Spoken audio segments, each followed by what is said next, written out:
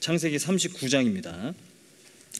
창세기 39장 4절부터 10절까지 말씀을 함께 교독하도록 하겠습니다. 창세기 39장 4절부터 10절까지 말씀입니다. 함께 교독하도록 하겠습니다. 요셉이 그의 주인에게 은혜를 입어 섬김에 그가 요셉을 가정 총무로 삼고 자기의 소유를 다 그의 손에 위탁하니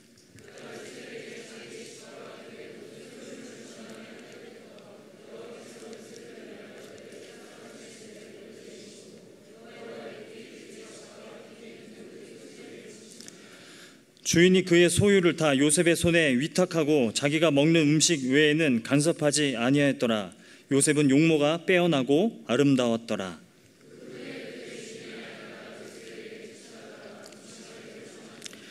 요셉이 거절하며 자기 주인의 아내에게 이르되 내 주인이 집안의 모든 소유를 간섭하지 아니하고 다 내 손에 위탁하였으니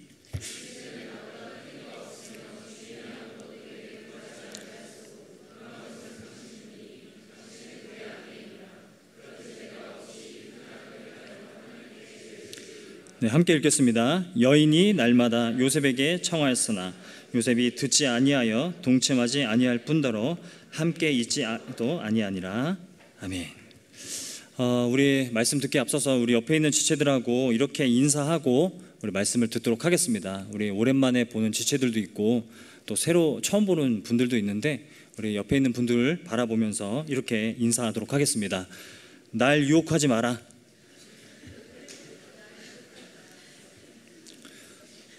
네. 창세기를 통해 우리는 요셉의 스토리를 계속해서 보고 있습니다. 저는 오늘부터 요셉의 고난이라는 주제로 말씀을 좀 나눌까 합니다. 요셉은 형들에 의해서 이제 노예로 팔려가게 되죠. 처음에는 요셉이 구덩이에 빠져서 죽을 뻔했지만 유다의 도움으로 요셉이 애굽의 노예로 그렇게 팔려가게 됩니다. 요셉이 노예로 팔려가게 되면서부터 요셉의 인생에는 고난이 시작되게 되죠. 성경은 요셉이 이 고난이라는 광야를 어떻게 지나가는가를 주목하고 있죠. 그래서 요셉의 인생이, 요셉의 삶이 그 고난을 통해서 어떻게 연단되어지고 또 거룩해져 가고 또 어떻게 다듬어져 가는가를 보여주고 있는 것이 창세기 39장 이후의 내용이라고 생각합니다. 로마서 5장 3절 말씀에 이런 말씀이 있어요. 환난은 인내를, 인내는 연단을, 연단은 소망을 이룬다라는 말씀이 있습니다. 하나님은 우리의 인생 가운데 고난을 허락하실 때가 있죠. 이 고난을 통하여서 우리를 연단시키시고 우리를 거룩한 백성으로 다듬어 가시고 또 우리를 만져가시는 그것을 우리는 성화라고 부릅니다. 모든 그리스도인들은 성화의 과정을 겪습니다. 고난을 통해서 하나님은 이 성화의 과정을 겪게 하십니다. 그래서 우리가 처음에는 거룩하지 못한 모습들이 참 많지만 옛사람의 모습을 점점 벗어버리고 더 거룩한 백성으로 살아갈 수 있도록 하나님은 우리를 다듬어 가신다라는 것이죠. 그것을 성화라고 이야기하는 겁니다. 창세기 39장을 보면요, 가장 눈길을 끄는 장면은 바로 이겁니다. 보디발의 아내가 요셉을 유혹하는 장면이죠. 바로의 신하였던 보디발의 그 아내가 날마다 요셉에게, 그 집안의 노예로 있는 요셉에게 날마다 동침하자고 졸랐다는 내용이 이제 본문에 나오게 돼요.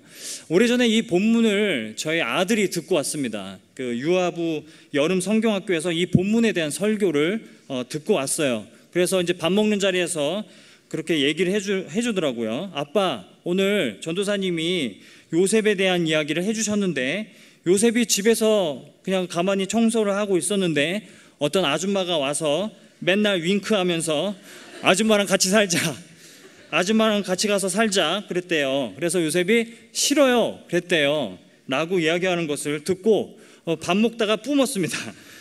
저는 궁금했거든요. 이 어린이들에게는 이 본문을 어떻게 설교를 할까? 동침 막 이런 얘기 나오고 불륜 이런 얘기를 어떻게 설교를 할까 싶었는데 유아부 전도사님 정말 탁월하십니다. 오늘 본문을 보면서 저는 요셉에게 가장 큰 고난은 이 성적인 유혹이었겠다라는 생각을 하게 돼요. 모든 사람들이, 대부분의 사람들이 그냥 창세기 39장을 펴면 성적인 유혹 이렇게 그냥 짚고 넘어가는 게 많아요. 그래서 흔히 하나님이 쓰시는 사람은 이 성적인 유혹을 잘 이겨내야 한다라는 이야기들을 우리는 많이 들어왔죠. 여러분, 우리가 살아가는 시대는 굉장히 유혹이 많습니다. 유혹이 많다라는 것은 모든 사람들이 동의할 거예요. 성적인 유혹이 많다라는 것은 모든 사람들이 거의 다 동의합니다. 성에 대해서 개방적인 그런 관점을 갖고 있는 사람들뿐만 아니라 성에 대해서 보수적인 관점을 갖고 있는 사람들조차도 이 세상에는 성적인 유혹이 많다라는 사실에는 다 동의한다라는 것이죠. 해야 할 일을 방해받는 그런 차원에서 유혹을 받는다거나 아니면 순결을 지켜야 한다라는 관점에서 유혹을 받는다거나, 어쨌든 모든 사람은 다들 뭔가 지켜야 될 선이 있고 기준이 있다는 것을 말해줍니다. 그렇기 때문에 모두가 이 세상은 유혹이 많다라고 이야기하는 거죠. 그 기준이 성경이든 개인의 경험이든 감정이든 누군가의 말이든 우리는 누구나 사람에게는 넘지 말아야 할 선이 분명히 존재한다는 사실에 대해서는 다 동의하고 있다는 것이죠. 그렇기 때문에 이 시대를 가리켜서 정말 유혹이 많은 시대이고 성적인 유혹이 특별히 많은 시대이다라는 점에 대해서는 모두가 다 동의한다라는 겁니다. 그동안 저는 청년부 안에서 유혹과 또 특별히 성적인 유혹과 싸우는 청년들을 많이 만나고 함께 교제하고 고민을 듣고 함께 울고 그랬습니다. 청년부 역사상 두 모임이 있었어요. 이 유혹과 성적인 유혹과 싸우는 청년들의 모임이 두 모임이 있었습니다. 하나는 2000년대의 파이트 클럽, 그리고 2010년 이후에 퓨어 보이즈. 둘 다 이제 어떤 이제 성적인 유혹 앞에서 이제 같이 모여가지고 막 호수공을 같이 뛰고 뭐 자전거 타고 PC방 가고 같이 고민을 나누면서 그렇게 기도하면서, 기도는 했는지 모르겠는데 아무튼 그렇게 푸는, 저도 이제 그런 모임에 가담하고 같이 그들과 함께 동고동락한 적이 있습니다. 모두가 근데 이런 걸 느끼게 돼요. 모두가 어떤 성적인 유혹과 싸우는데요, 자꾸 어떤 동기를 가지고 싸우게 되냐면 두려움과 정죄감이라는 거예요. 두려움이라는 거예요. 그냥 이게 너무 소중해서 소중한 걸 지킨다는 그런 느낌이 아니라 왠지 내가 이걸 지키지 않으면 벌 받을까 봐 두려워서, 재앙이 임할까 봐 두려워서 지키는 느낌이라는 거죠. 그런데 제가 성경을 보면서 한 가지 알게 된 사실은 이것입니다. 모든 두려움과 정죄감은 언젠가는 무뎌진다는 거예요. 한두 번의 양심의 가책은 느낄 수 있어도 계속해서 양심의 가책을 느끼다 보면은 언젠가는 무뎌진다는 게 인간의 모습이라는 겁니다. 그래서 어느 시점에는 유혹이 되지 못한다는 거예요. 여러분, 교회 건너오실 때 여기 횡단보도가 생겼잖아요. 그렇죠? 신호등도 생겼어요. 그래서 한두 번은 그냥 건넙니다. 빨간불에만 건넙니다. 그런데 세 번째부터는 그냥 자유롭게 건넌다고 흔히들 말씀을 하시더라고요. 이렇게 언젠가 이 두려움과 정죄감에 의한 그러한 지킴은 다 무너지게 된다는 것을 알 수 있어요. 사람들은 유혹을 다스리는 방법을 두 가지를 가지고 있어요. 두 가지 유혹을 다스리는 방법이 있어요. 하나는 통제고요, 또 하나는 절제입니다. 먼저 통제는요, 권위나 강요에 의해서 억제하는 방법이에요. 역사적으로 성적인 어떤 충동과 욕망은 권위와 강요에 의해서 다스려져 왔어요. 여러분, 은장도라는 말을 아십니까? 이 조선시대에 사용됐던, 칼에 은을 발랐다고 해서 은장도라고 이야기하거든요. 여러분, 그 소설이나 이런 데를 보면은 조선시대 이 정절을 지키기 위해서 목숨을 바치는 그 용도로 사용되어졌다라고 전해지는 그 칼이 은장도예요. 여러분, 우리가 다 알다시피 조선시대의 유교적인 그런 정치 체제 안에서 정절은요, 가족과 국가를 지탱하는 이념으로 장려되어 왔어요. 그런데 이게 통제가 되지 않자 이 정절이라는 것을 법 제도화 시켜옵니다. 1394년 정도전이 기록한 조선 경국전을 보면 이런 내용이 있어요. 제가 읽어드리겠습니다. 남녀 사이에서 발생하는 욕망을 그러니까 예절로 관리하고 형으로 억제해야 된다. 그러니까 처벌로 억제해야 된다. 정욕을 관리하는데 일정한 규칙이 없다면 도덕적인 국가는 고사하고 나라를 다스리는 것조차 불가능하다. 그러니까 도덕적인 국가를 세우자라는 그런 이념으로 시작했는데 정절을 강요하다 변질되어져서 여성에게만 강요하는 그런 문화가 자리 잡았다라는 것이죠. 여러분, 정절을 지키지 않은 여성들을 국가가 응징하기도 하고 또 정절을 지킨 여성들을 국가가 보상하기도 하는 그런 일들이 있었다라는 거예요. 그래서 조선시대의 신속 3강 행실도를 보게 되면 정절을 지키기 위해 목숨을 버린 여인들이 724명이 있었다고 합니다. 이렇게 통제와 권위는요, 한계가 있다는 거예요. 통제와 권위로 어떤 욕망을 다스리는 것은 늘 한계에 부딪혔다는 거예요. 늘 실패해 왔다라는 거예요. 통제는 더 큰 통제를 원해요. 여러분, 우리가 감각에 무감각해지는 것처럼 통제도 늘 더 큰 통제를 원한다는 겁니다. 그러다 보면 또 다른 사회적인 폭력을 안게 된다는 것이죠. 이게 통제의 한계라는 거예요. 여러분, 유혹을 다스리는 방법은 통제가 아니라 성경이 가르치는 것은 절제입니다. 두 개가 무슨 차이가 있냐면 이런 거죠. 절제는 내가 지켜야 하는 것의 가치를 내가 깨달아서 소중하게 여기는 것이 절제라는 것이죠. 제가 이렇게 설명을 해보겠습니다. 저희 아들이 있어요. 저희 아들이 어렸을 때는 제 핸드폰을 막 던졌어요. 야구공처럼 막 던졌어요. 벽에도 막 던져지고, 그리고 막 변기에도 있었고, 침대 위에도 있었고, 막 야구공처럼 막 던졌었어요. 그래서 던지지 마, 아빠가 말하니 던지지 마, 그냥 던지지 마, 이렇게 권위로 통제하려고 하면 늘 더 큰 통제가 필요했어요. 그래서 매가 필요하고, 매도 안 되면 나가라고 그러고, 나가는 것도 안 되면 제가 나가고 막 그러면서 더 큰 통제로 다스려 왔어요. 그러다가 이제 어린이집 선생님의 조언을 전화로 듣고 설명을 해주라는 얘기를 들었습니다. 그래서 제가 이제 설명을 해주기 시작했어요. 이 핸드폰이 얼마나 소중한지. 아들아, 이 핸드폰은 너가 보고 싶어하는 그 기차 사진들이 여기 다 들어있어. 그리고 너가 좋아하는 그 헬로카보 만화 영화도 볼 수 있는 거야. 그리고 이게 없으면 여름에 우리가 제주도 그 항공 티켓을 예매를 못해. 그렇게 얘기하니까 그 후로는 안 던지더라고요. 그러니까 이게 가치를 알아서 소중히 여기는 마음으로 자제해가는 것, 이게 절제라는 거죠. 그 후로는 저는 웬만하면 다 모든 것을 다 여행과 이런 걸로 연계시킵니다. 그래서 노트북도 제주도 여행 못 가. 뭐 하려고 그러면 아빠 쉬어야 돼. 안 그러면 제주도 여행 못 가. 이런 식으로 이제 설명해 왔다라는 거죠. 여러분, 성적인 순결도 그렇습니다. 그냥 맹목적으로 그냥 지켜라, 그냥 지켜라, 이게 아니라 왜 그런지 가치를 우리가 설명해 줘야 하는 시대를 우리가 살고 있다는 겁니다. 제가 드리고 싶은 얘기가 이거예요. 오늘 본문을 보면 요셉은 여러분 어떤 유혹을 받았다고 생각하십니까? 요셉에게는 어떤 유혹이 매일 날마다의 삶에 있었습니까? 보디발의 아내가 요셉에게 날마다 동침하자고 하죠. 그런데 본문에서 저는 이상한 점을 발견하게 돼요. 그게 뭐냐면 6절입니다. 우리 6절을 다시 한번 한 목소리로 한번 읽어보도록 하겠습니다. 시작. 그의 소유를 다 요셉의 손에 위탁하고 자기가 먹는 음식 외에는 요셉은 용모가 빼어나고 아름다웠더라. 정말 이상한 게 뭐냐면 요셉은 용모가 빼어나고 아름다웠더라, 이 표현이 왜 들어가는가예요. 이걸 히브리어로 직역하면 이런 뜻입니다. 요셉은 몸매가 좋았고 외모가 잘생겼다.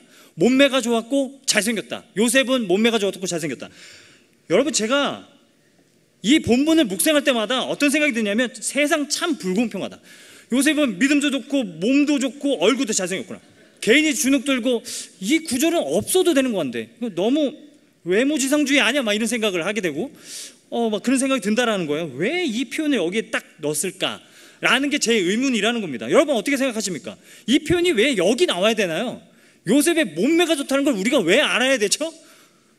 잘생겼다는 거 정도는 알겠어요. 근데 몸매가 좋다는 걸 왜 우리가 알아야 되냐고요. 그게 좀 이상했다라는 거예요. 그런데 왜 요셉의 몸매와 외모를 묘사하고 있는 거냐면 이것은요, 이 다음이 이어지는 이 사건이 요셉이 단순히 성적인 유혹을 받았다는 내용이 아니라는 거예요. 이 본문은 성적인 유혹에 관한 내용이 아니라는 거예요. 요셉이 성적인 유혹을 잘 이겨냈다라는 그런 본문이 아니라는 것을 말해주는 겁니다. 여러분, 유혹은 너무나 자명한 사실인데 유혹은 무언가의 매력을 느꼈을 때만 유혹입니다. 제가 이걸 좀 설명을 좀 드려볼게요. 저는 가끔 밤에 출출하면 과자를 이제 먹으려고 해요. 그런데 집에는 이제 어른들 과자가 없기 때문에 애기들 과자가 있어요. 애기들 과자를 이제 먹으려고 이제 부엌으로 가서 찬장을 열어봅니다. 그러면 거기에 막 뽀로로 쿠키 이런 뽀로로 초코 쿠키 이런 것들이 있어요. 애기들 과자를 자꾸 먹고 싶은 그런 유혹이 자꾸 빠져요. 애기들 과자는요 더 비쌉니다. 비싼데 그 영양 성분을 보면요 칼슘도 높고 아무튼 더 이거 먹으면 더 건강해질 것 같아요. 그리고 왠지 이건 먹어도 살이 안 찔 것 같아요. 밤에 먹어도 살이 안 찔 것 같아요. 그리고 막 유기농 밀 이렇게 재료가 그렇게 돼 있어요. 그래서 더 먹고 싶어요. 그래서 밤에 잠이 안 오면은 어김없이 나가가지고 부엌에 천장을 열고 그리고 과자를 주섬주섬 해가지고 야금야금 먹어요. 그러면 가끔 아내가 거기 누구냐고 뛰쳐나가가지고는 쥐새끼가 있는 줄 알았다고 그런 적이 한두 번이 아니에요. 왜 애기들 왜 왔어 이런 걸 뺏어 먹냐고 아빠가 이럽니다. 근데 저는 어김없이 그 유혹에 빠져요. 왜 그런 줄 아세요? 그 맛을 알거든요. 한번 먹어본 사람은 계속 생각나거든요. 그런데 저는 이런 거에는 유혹을 느끼지 않아요. 바로 그 옆에 있는 홍삼 캔디 이런 거는 유혹을 전혀 느끼지 않아요. 매력을 느끼지 못해요. 그러니까 유혹이 되지 않아요. 아무리 많이 있어도 아무리 배고파도 그거 먹지 않아요. 오래전에 여행을 한번 가게 되었는데요, 비행기를 탔는데 옆자리에 외국인이 앉아 있는 거예요. 제가 그때도 사역을 하고 있을 때예요. 외국으로 가고 있는데 외국인이 앉아 있었어요. 그런데 외국인이 딱 비행기 안에서 와인을 시키는 거예요. 딱 와인을, 레드 와인을 딱 시키는 거예요. 근데 치즈를 또 시키더라고요. 그래서 치즈랑 와인을 같이 먹더라고요. 엄청 쩝쩝거리면서 잘도 먹더라고요. 그래서 야, 정말 막 음미하면서 너무 오랜 시간 동안 그걸 막 먹고 있는 거예요. 그 순간 어땠을까요? 굉장히 유혹이 됐어요. 왠지 아세요? 그 맛을 저는 알아요. 어떤 맛인지 알아요. 치즈랑 먹으면 어떤 맛인지 저는 알아요. 여러분, 우리가 성찬식 할 때도 마시는 거 영어로 하면 와인이잖아요. 그러니까 아무튼 저는 그 맛을 알아요. 아는 사람이라는 거예요. 그래서 너무 유혹이 되고 그 시간이 너무 힘들었어요. 막 맥주도 막 이렇게 딱 따더라고요. 막 유혹이 되는 거예요. 왠지 모르겠는데 아무튼 유혹이 됐어요. 이렇게 보면요, 어느 정도 사람에게는 갈망이 있고 열망이 있고 매력을 느껴야만 그게 유혹이 된다라는 거예요. 그런데 오늘 본문을 보면요, 요셉의 이야기를 보면 어디에도 요셉이 보디발의 아내에게 매력을 느꼈다라는 내용이 나오지 않는다라는 겁니다. 6절에서 만약에 요셉이 성적인 유혹을 받았다, 그런데 잘 이겨냈다, 이런 내용이 되려면 6절에서 요셉의 몸매와 외모에 대한 이야기가 나올 것이 아니라 보디발의 아내의 몸매와 외모에 대한 이야기가 나와야 한다는 거죠. 그러니까 오늘 본문은 요셉이 성적인 유혹을 잘 이겨냈다라는 내용이 아닙니다. 그렇게 단순한 내용이 아니라는 거예요. 오히려 다른 유혹 가운데 요셉이 있었다는 것을 얘기해 주는 겁니다. 당시 고대 근동사회에서는, 특별히 이집트에서는 여주인들이 노예들을 부리는 일들이 굉장히 많았어요. 그리고 노예들의 성적으로 착취하는 일들이 많았다고 합니다. 그러다가 불륜 사실이 드러날까 발각될 것 같으면 누명을 씌워서 그냥 다 죽이는 일들이 굉장히 많았습니다. 그러니까 보디발의 아내가 요셉에게 동침하자고 제안했을 때 이미 요셉은 죽은 목숨인 겁니다. 거절해도 죽은 거고요, 그리고 동의를 해도 언젠가는 죽을 목숨이라는 거예요. 지금 요셉은 그냥 성적인 유혹을 내가 받아들일까 말까, 넘어갈까 말까, 이 기로에 서 있는 것이 아니라 내가 죽을까 말까, 이 생과 사의 기로에 서 있다라는 것을 말해주고 있는 거예요. 보디발의 아내를 그 요구를 들어주어서 조금이나마 내가 생명을 연장할지, 아니면 단호하게 거절하고 내가 하나님을 계속해서 신뢰하며 나아갈지, 이 생과 사의 기로에 서 있다는 것을 보여주고 있는 겁니다. 다시 말해서 요셉이 받은 유혹은 성적인 유혹이 아니라 하나님을 포기하라는 유혹입니다. 여러분, 요셉이 받고 있는 유혹은 그냥 어떤 성적인 유혹에 대한 것이 아니라 하나님을 이제 그만 신뢰하라는 것에 대한 유혹이라는 거예요. 여러분, 요셉의 인생을 보면요, 굉장히 롤러코스터를 타는 것 같아요. 잘 되는 것 같다가 갑자기 추락해요. 다시 잘 되는 것 같다가 또 추락해요. 여러분, 요셉의 인생을 보면요, 이렇습니다. 노예로 팔려왔어요. 그래도 노예임에도 불구하고 성실하게 신실하게 그가 하나님 앞에 열심히 살아갑니다. 성실하게 버텨옵니다. 이제는 주인의 아내가 동침하자는 그런 상황 가운데 놓이게 되었다라는 거예요. 여러분, 요셉이 자신의 인생에 대해서 얼마나 실망했을까요? 그리고 요셉이 하나님에게 대해서 얼마나 실망했을까요? 그런데 하나님은 요셉을 붙들고 계셨고, 요셉은 그 하나님 앞에 아무리 하나님께 실망했음에도 불구하고 하나님의 선하심을 붙들었다라는 것이 오늘 본문의 메시지라는 겁니다. 여러분, 우리도 살아가면서 하나님 앞에 실망할 때가 굉장히 많습니다. 여러분, 왜 이렇게 하나님을 믿고 하나님을 따르고 하나님을 위해서 살아가려고 하는데, 하나님을 신뢰하며 살아가려고 하는데 왜 이렇게 실망스러운 상황들이 내 삶에 이렇게 막 가득한 건지, 여러분, 우리가 내 인생에 대해서 실망하고 하나님에 대해서 실망할 때가 굉장히 많다는 거예요. 고난이 와서 한 고비를 넘겼어요. 그런데 또 더 큰 고비가 나의 삶에 늘 찾아온다라는 겁니다. 하나님을 바라보면서 그래도 끝까지 버텨봤는데 왜 이렇게 내 인생이 안 풀리는지 정말 답답하고 하나님 앞에 실망스러운 그런 상황을 우리가 겪게 된다는 거예요. 왜 내 뜻대로, 아니 내 뜻대로도 아니고 하나님의 뜻대로 살고 싶은 건데도 왜 하나님의 뜻대로 이루어지지 않는지 너무 답답할 때가 많다는 겁니다.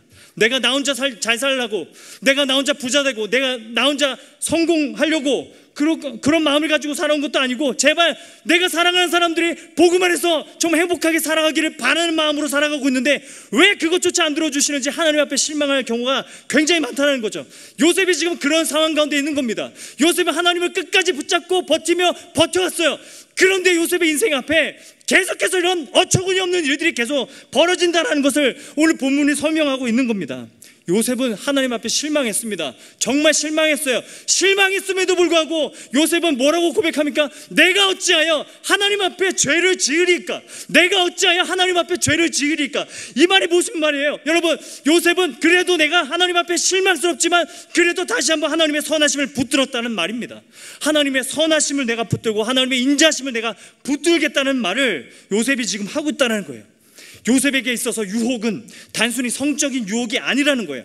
더 출세하고 싶은 유혹이 아니라는 거예요. 더 성공하고 더 인정받고 싶은 유혹이 아니라는 거예요.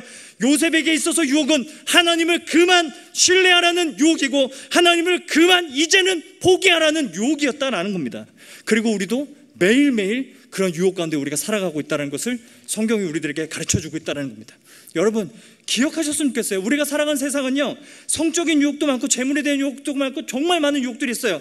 그보다 여러분 더 거센 유혹은 하나님을 포기하라는 유혹이 우리의 삶의 매 순간 우리 눈앞에, 우리 삶 앞에 있다는 사실을 여러분 기억할 수 있기를 바랍니다. 여러분, 성화의 궁극적인 목적은요, 그냥 윤리 도덕적으로 결함이 없고 흠이 없는 사람이 되는 게 아닙니다. 여러분, 성화의 궁극적인 목적은 어떤 상황이라 할지라도 하나님을 바라보고 하나님을 신뢰하며 하나님을 끝까지 포기하지 않고 붙잡고 살아가는 사람이 되는 게 성화의 궁극적인 목적이라는 거예요. 아무리 성적인 유혹을 잘 견뎌낸 사람이 있다 하더라도 그 사람이 하나님을 신뢰하지 않고 하나님을 등지고 살아간다면 그것이 어떻게 성화라고 할 수 있겠는가라는 말입니다. 오늘 본문이 주는 메시지는 이거예요. 성적인 유혹에 빠지지 마라가 아니라 오히려 하나님의 선하심을 너희가 붙들고 살아가라. 아무리 어처구니 없는 그런 상황이 올다 할지라도 너희가 하나님의 선하심을 붙들고 살아가라. 이것이 오늘 우리가 요셉의 39장 말씀을 통해서 우리들에게 주신 말씀이라는 겁니다. 여러분, 부디 성적인 유혹에 넘어지고 실패하더라도 제발 하나님을 포기하라는 유혹에는 넘어지지 않으셨으면 좋겠습니다. 제발 하나님을 그만 신뢰하라는 그 유혹에는 넘어지지 않으셨으면 좋겠습니다. 서두에서 제가 말씀드린 대로요, 성적인 순결을 지키는 데 있어서 유교와 복음은 관점이 다릅니다. 여러분, 유교는 어떻게 이야기하냐면 통제예요. 유교는 생명처럼 지켜라 이거예요. 복음은 생명처럼 소중히 여겨라입니다. 지켜라, 소중히 여겨라. 이게 무슨 차이냐면 생명처럼 지키라는 것은 지키지 못하면 그냥 끝나는 거예요. 못 지킨 게 돼버린다는 거예요. 그런데 소중히 여겨라는 내가 지키지 못했어도 소중히 여겨야 되고 내 뜻대로 안 됐어도 소중히 여겨야 됩니다. 끝까지 소중히 여기며 살아가야 한다는 것이죠. 여러분, 제가 성경책을 가지고 있어요. 이 성경책 굉장히 낡았습니다. 2013년에 제가 이 성경책을 사고 그때부터 이 성경책만 가지고 읽고 있어요. 굉장히 낡았어요. 그 뒤에 막 요한계시록은 몇 장이 막 뜯겨져 나갔어요. 그래서 요한계시록 말씀에 보면 이 책에서 내용을 가감하는 자는 저주를 받을지어다 막 이런 말씀이 있는데 성경 뒷장이 막 계속 뜯어지고 나가고 있어서 막 불안할 때도 굉장히 많아요. 막 가끔은 수련회장이 막 두고 오기도 하고 막 택배로 몇 번 왔다 갔다 했는지 몰라요. 막 지하철에 두고 내려오기도 하고 남의 차에 두고 내려오기도 하고 아무튼 정말 그때마다 제가 이 성경책을 포기하지 못하는 이유는 뭐냐면 이건 통제가 아니라 절제예요. 이 성경책의 가치를 내가 알고 가치를 믿고 이것을 내가 여기고 있기 때문에 소중히 여기는 마음이 있다라는 겁니다. 그 가치를 알기 때문에. 뒤에는 이제 제 아들이 사진도 붙어 있어요. 이건 중요한 건 아니겠지만 아무튼 어쨌든 정말 소중한 책이어서 제 손때가 묻어 있고 그리고 사역의 흔적들이 남아 있는 책이어서 저는 이 책을 포기하지 못한다라는 것이죠.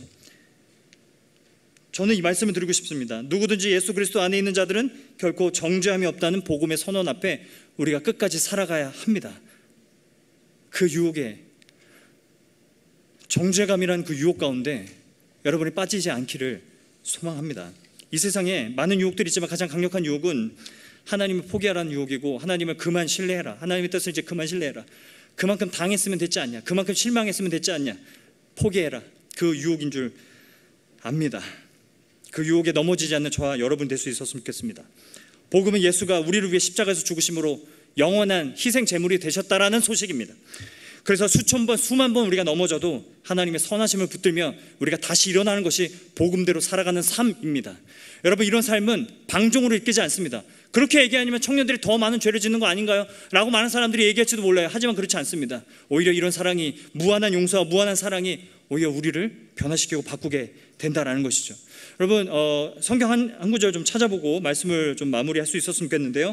고린도전서 10장입니다. 고린도전서 10장 12절 말씀을 우리 함께 찾아봐서 함께 읽도록 하겠습니다. 고린도전서 10장 12절 말씀입니다. 신약성경 275면에 있는데요. 우리 한번 찾아보고 같이 한번 읽고 그리고 말씀을 마무리하기를 원합니다. 고린도전서 10장 12절부터 14절까지 우리 한 절씩 한번 읽어보도록 하겠습니다. 제가 먼저 읽을게요. 그런즉 선줄로 생각하는 자는 넘어질까 조심하라. 시험 받기는 너희가 당한 것이 없나니 오직 하나님은 미쁘사 너희가 감당하지 못할 시험 당함을 허락하지 아니하시고 시험 당할 즈음에 또한 피할 길을 내사 너희로 능히 감당하게 하시느니라. 그런즉 내 사랑하는 자들아 우상 숭배하는 일을 피하라. 여러분 13절에 나오는 이 시험은 그냥 고난이 아닙니다. 이 시험은 템테이션입니다. 유혹입니다. 하나님께서 우리들이 유혹을 받을 만한 상황 가운데서 언제나 피할 길을 내신다는 말씀이라는 거예요. 여러분 유혹을 하나님이 비껴갈 수 있도록 도와주신다라는 겁니다. 그러니까 너희가 어쩔 수 없었다라고 얘기하지 말라고 말씀하고 있다라는 거예요. 성경은 우리가 유혹을 이겨내고 유혹을 피해가는 방법을 하나 가르쳐줍니다. 그것이 무엇이냐면 여러분 13절에 나오는 중간에 나오는 오직 하나님은 미쁘사 이 단어입니다. 하나님의 선하심과 하나님의 신실하심을 붙드는 것이 우리가 모든 유혹에서 우리가 이겨낼 수 있는 방법이라고 말씀하고 있다는 것이죠. 여러분 부디 하나님의 선하심을 여러분 붙들 수 있기를 바랍니다. 여러분 우리가 살아가고 우리가 절제하고 이 땅에서 많은 것들을 자제하고 살아가는 것이 하나님의 뜻을 더 신뢰함을 통하여 내가 이렇게 살아가는 것에 대한 가치를 내가 붙듦을 통하여 절제하며 살아갈 수 있는 저와 여러분의 삶 될 수 있기를 간절히 소망합니다. 말씀을 맺도록 하죠. 폐유지를 줍는 할머니의 얘기를 제가 들은 적이 있어요. 간증을 들은 적이 있는데 이 70세가 넘으신 그 할머니와 그 아들이 함께 둘이 살아가고 있었어요. 아들이 너무 이제 먹고 살기가 어려워가지고 늙은 어머니를 대상으로 이 생명보험을 가입했대요. 그리고 빨리 돌아가시기를 날마다 바랬대요. 그래서 매일 화장실 청소할 때 쓰는 락스를 보리차에 타서 아침 저녁으로 늙은 어머니에게 드렸다고 그래요. 그런데 미각을 잃은 어머니는 그냥 아무 말 없이 락스를 섞은 그 보리차를 아침 저녁으로 매일 그렇게 드셨다는 거예요. 그런데 아무리 아들이 생각해봐도 어머니가 돌아가시지 않는 거예요. 좀처럼 돌아가시지 않는 거예요. 그러니까 안 되겠다. 다른 방법을 내가 구상해 봐야겠다. 그래서 락스 섞은 보리차 물을 드리지 않았습니다. 그런데 며칠 후에 어머니께서 늙은 어머니께서 폐유지를 열심히 주워가지고 판 돈으로 화장실 청소하는 락스 2병을 사가지고 아들 방문 앞에 놓아두었다라는 얘기입니다. 이 아들이 새벽에 술 마시고 집으로 돌아와서 자기 방문 앞에 놓여있는 락스와 그 쪽지를 보고 통곡합니다. 쪽지에 그런 내용이 적혀져 있었대요. 얘야 나는 괜찮다. 엄마가 너를 이토록 사랑한다는 사실만 기억해다오. 얘야 나는 괜찮다. 엄마가 너를 이토록 사랑한다는 사실만 기억해다오. 이 어머니의 마음이 하나님의 마음과 닮아있다고 생각합니다. 여러분 하나님은 여러분이 수천 번 수만 번 죄를 짓고 넘어져도 용서하기로 결단하셨어요. 이 어처구니 없고 말도 안 되는 것을 하나님은 작정하셨어요. 여러분이 수천 번 수만 번 돌아서고 하나님을 떠나도 하나님의 용서해 주기로 작정하셨어요. 그래서 영원한 생명을 갖고 있는 당신의 아들을 십자가에 매달아서 죽게 하시고 그 아들의 공로를 통해서 우리가 수천 번 수만 번 돌아올 수 있도록 길을 내어주셨습니다. 이게 복음입니다. 여러분 우리가 무엇을 통해서 죄를 극복하고 유혹을 극복하고 살아갈 수 있습니까? 수많은 고난들 속에서 우리가 무엇을 의지하면서 살아갈 수 있습니까? 예수 그리스도의 사랑이라는 겁니다. 우리가 수천 번 수만 번 넘어지고 좌절하고 실패해도 다시 돌아오라고 얘야 너희가 이것만 알아줬으면 좋겠다. 내가 너희를 이처럼 사랑한다는 것만 알아줬으면 좋겠다. 하나님이 이 사랑으로 우리를 부르고 있다는 겁니다. 어떤 통제도 어떤 강요도 어떤 권위도 여러분을 바꿀 수 없습니다. 오직 여러분을 바꿀 수 있는 건 복음입니다. 수천 번 수만 번 우리가 돌아온다고 하면 받아주실 그 하나님의 사랑만이 우리를 바꿀 수 있다는 겁니다. 그렇다고 해서 우리가 이 사랑 앞에서 날마다 더 자유롭게 죄를 지으며 살아갈 수 있겠습니까?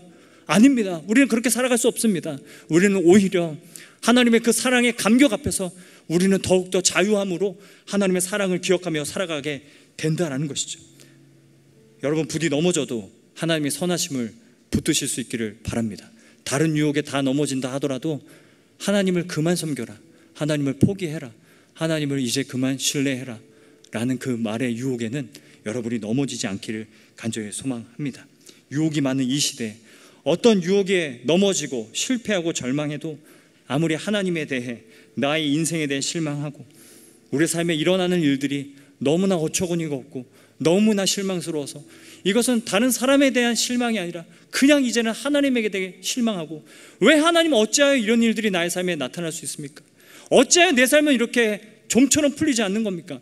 어찌하여 하나님 내 삶에는 이렇게 다른 사람보다 더 많은 유혹과 더 많은 고난들이 왜 존재해야 되는 겁니까? 라고 하나님을 계속 놓고 싶은 그 유혹 가운데 날마다 살아가는 사람들 있다면, 여러분 부디 하나님의 선하심과 인자하심을 붙을 수 있기를 간절히 소망합니다. 이스라엘 백성들이 그 많은 고난의 시간들을 겪을 때 그들이 외쳤던 말은 여호와께 감사하라, 주의 선하심과 인자하심이 영원하심이로다. 여호와께 감사하라, 주의 선하심과 인자하심이 영원하심이로다. 우리가 아무리 실망스럽고 아무리 고난 가운데 있다 할지라도 여호와께 감사하라, 주의 선하심과 인자하심이 영원하심이로다. 너희가 속지 마라, 너희가 미혹되지 마라. 하나님은 빛들의 아버지시다. 그래서 너희가 하나님의 선하심을 어떤 상황에 온다 할지라도 너 미혹되어서는 안 된다. 성경이 우리들에게 말해주고 있다는 사실입니다. 부디 하나님을 포기하라는 유혹, 하나님을 그만 신뢰하라는 유혹에 넘어지지 않고 하나님의 선하심을 붙들고 다시 일어나고 다시 시작해보는 청년부, 그리고 저와 여러분의 삶 될 수 있기를 주님의 이름으로 축원드립니다. 우리 옆 사람 손잡고 한번 이렇게 한번 인사해 줬으면 좋겠습니다.